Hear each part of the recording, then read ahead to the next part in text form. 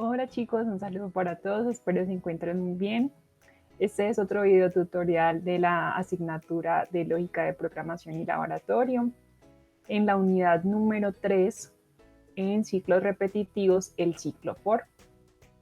Primero quiero recordarles, después de haber visto toda la información que trae el OVA, vamos a estar mirando que el ciclo for en su estructura repetitiva es una de las estructuras más utilizadas en programación, ya que permite repetir las diferentes funciones internas que hay en el bloque que se encuentra dentro del for.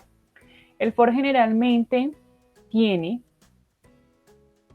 una palabra reservada, que en este caso es el for, va a tener un paréntesis, va a tener una inicialización que va a estar separada por un punto y coma, una condición también dada por punto y coma, un incremento o un decremento del contador que tenga el ciclo for.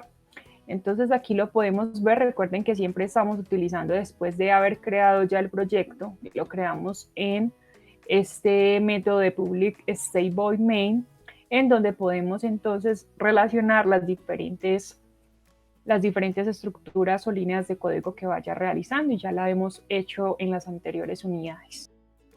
Muy bien, entonces teniendo en cuenta esa estructura que les acabo de mencionar, vamos a estarla aplicando para que veamos cómo funciona. Entonces utilizo la palabra reservada for e inmediatamente el sistema lo pone en azul porque reconoce este concepto.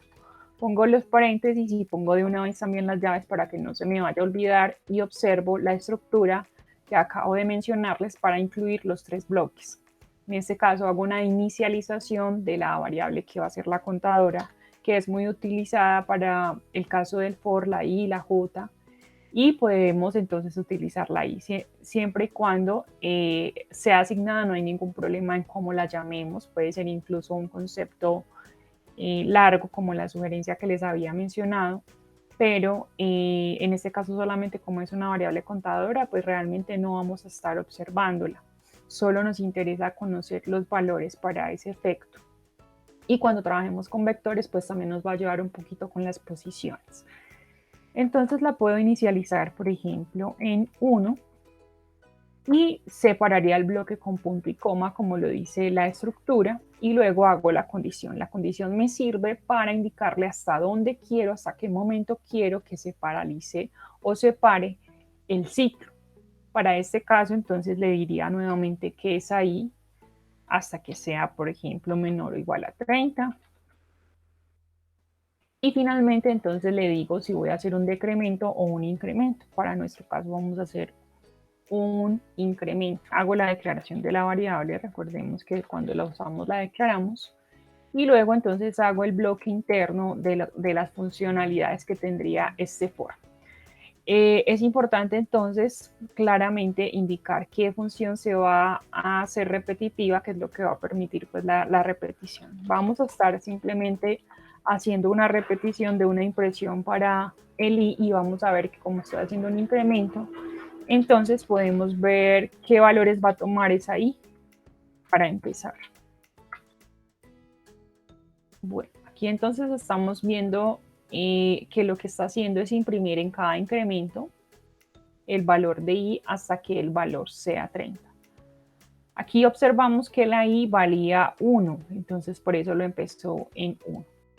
También podemos observar que si fuéramos a hacer un decremento, entonces podríamos poner, por ejemplo, los valores invertidos. Por ejemplo, hasta que sea mayor que 1 y que i valga 30 para observar el decremento como lo hace. Entonces tendríamos una lista aquí en decremento. Lo podemos ver, ¿cierto? Y también lo podemos observar si lo ponemos en 50, y si lo ponemos, por ejemplo, solo hasta 15, entonces él me va a permitir solamente hacer un decremento del 50 al 15. Entonces, eso es lo que me va a permitir. Le doy las instrucciones de lo que quiero que se haga, y la función, que en este caso es un imprimir o un print en la funcionalidad de lo que quiero que se repite.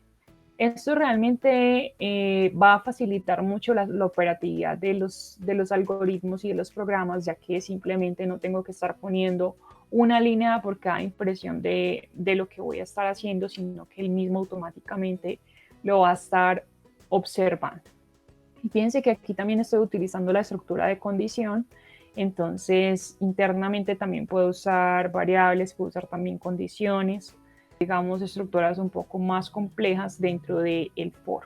Quiero, por ejemplo, ya desde el ingreso de que se haga en datos, entonces recordemos utilizar el escáner, que es la instancia y la librería que nos va a permitir entonces incluir la información. Entonces yo puedo, por ejemplo, incluir hasta dónde quiero que se repita ese ciclo.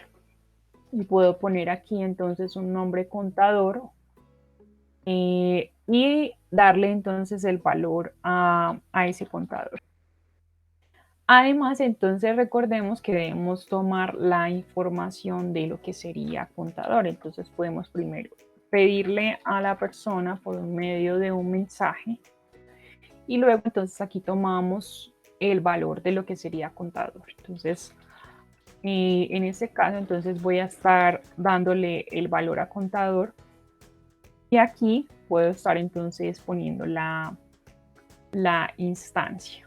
Podemos utilizar entonces el escáner. Utilizamos este mismo nombrecito, no siempre tiene que ser entrada, sino que yo se lo puedo cambiar. Y hago la instancia nuevamente con escáner. Bien, entonces aquí ya vemos que nos está pidiendo la librería, simplemente le damos a adicionar y ya aquí él importa la librería de Scanner para poder hacer el ingreso. Miremos que nuevamente aquí ya entonces va a reconocer la instancia y aquí ya me va a permitir tomar la información. Para nuestro caso vamos a estar incluyendo el NESIN. Quiero simplemente es ingresar desde el 2 hasta lo que sería contador, entonces recuerden que cambio el valor del operador para que sea menor hasta el valor que le estoy dando al contador y para ese efecto puedo hacer también incrementos y él me está permitiendo entonces hacer la impresión de esos mismos términos.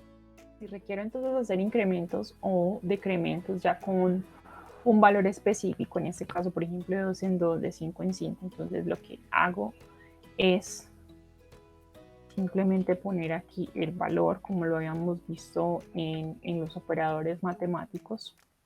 Aquí es donde estamos observando más, sobre todo, cómo utilizamos estos contadores en los incrementos. Y él me va a permitir entonces observar cómo lo puedo hacer. Aquí observamos entonces cómo se hacen los incrementos de 2 en 2.